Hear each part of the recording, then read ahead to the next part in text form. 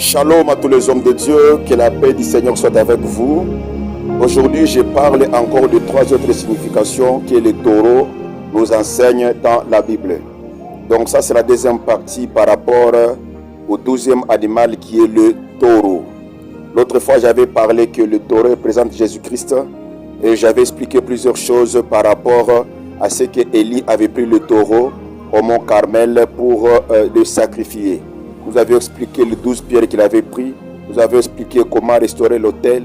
Nous avons parlé sur l'eau qu'ils avaient versée sur le sacrifice, le bois, la manière dont ils avaient creusé.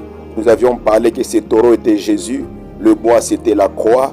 Et la montagne là, de Carmel, c'était la montagne du Calvaire. Et aujourd'hui, nous abordons les trois autres significations que le taureau a nous enseigné dans la Bible. Nous vous rappelons que nous sommes dans notre cours de la zoologie biblique. Nous parlons sur les animaux. Et encore aujourd'hui, si vous êtes tombé pour la première fois sur notre vidéo, nous vous demandons de vous abonner parce que nous allons parler de plusieurs animaux et leur signification dans la Bible.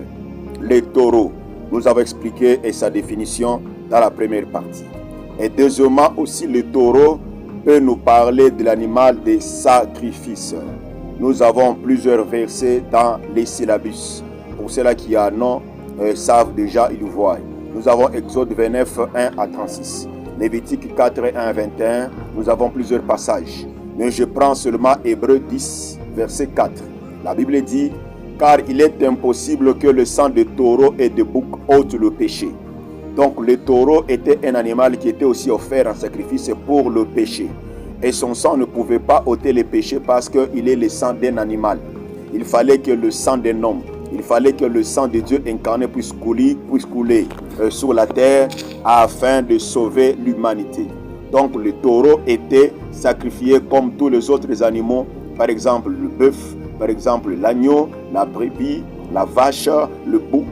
Donc tous ces animaux-là étaient offerts, même le taureau était aussi offert. Donc, il est un animal sacrificiel. Que Dieu vous bénisse.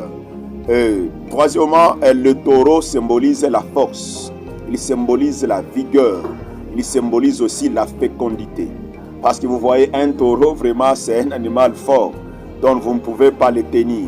Alors, quand nous avons un langage français qui dit « il a tenu le taureau par les cornes », c'est un langage qui dit, comme le taureau, c'est un animal féroce, un animal fort, et ses forces sont dans les cornes et dans sa tête.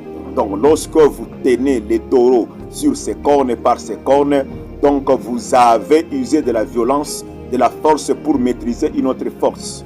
Donc le taureau nous fait voir la force. Le taureau nous fait voir la vigueur et la fécondité. Parce qu'il est mâle.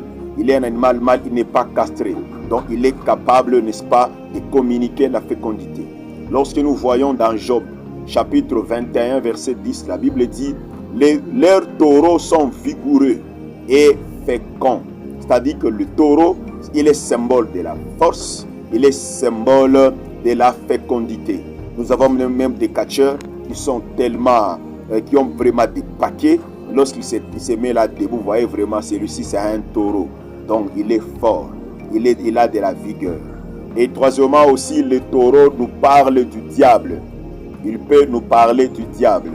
Il peut nous parler des nations, des ennemis des enfants de Dieu. Lorsque nous voyons Psaume chapitre 22, 13 à 14, la Bible dit « Et de nombreux taureaux sont autour de moi, des taureaux des bassins. » Donc ici, David ne parlait pas des taureaux, les taureaux que nous avons ici comme animal. Il parle des hommes forts, il parle des méchants, il parle des ennemis. Il parle du diable qui sont autour de lui. De nombreux taureaux sont autour de moi, des taureaux de Basan m'environnent. Ils ouvrent contre moi la gueule, semblable au lion qui déchire. Vous voyez, ces nombreux taureaux dans la révélation, oui, dans la révélation, ces nombreux taureaux semblables au lion qui attaque, qui entoure et qui environne le roi David, sont ses ennemis. Lui, David, représente nous, les enfants de Dieu. Et nous devons savoir que nos ennemis, les diables, les démons, les sorciers, nous environnent très nombreux comme des taureaux qui sont semblables aux lions qui déchirent et qui rugissent. Nous devons connaître ces choses, pas pour le craindre, mais plutôt pour ne pas céder à la distraction ni au refroidissement de notre température spirituelle, car les jours sont très mauvais. Et bien qu'ils prennent la forme de nombreux taureaux, nous sommes plus que vainqueurs par celui qui nous a aimés. C'est ce que Romains 8, 37 nous dit. Dans toutes ces choses, nous sommes plus que vainqueurs par celui qui nous a aimés. Ce nombreux taureau dans la prophétie. Donc dans la prophétie, David ne parlait ni de lui ni de nous, mais de Jésus-Christ qui est de sa mort sur la croix. Ce nombreux taureau semblable au lion qui attaque, qui environne et entoure, préfigurait le diable et toutes les nations de la terre, qui s'étaient liguées contre le oint de l'Éternel à la croix.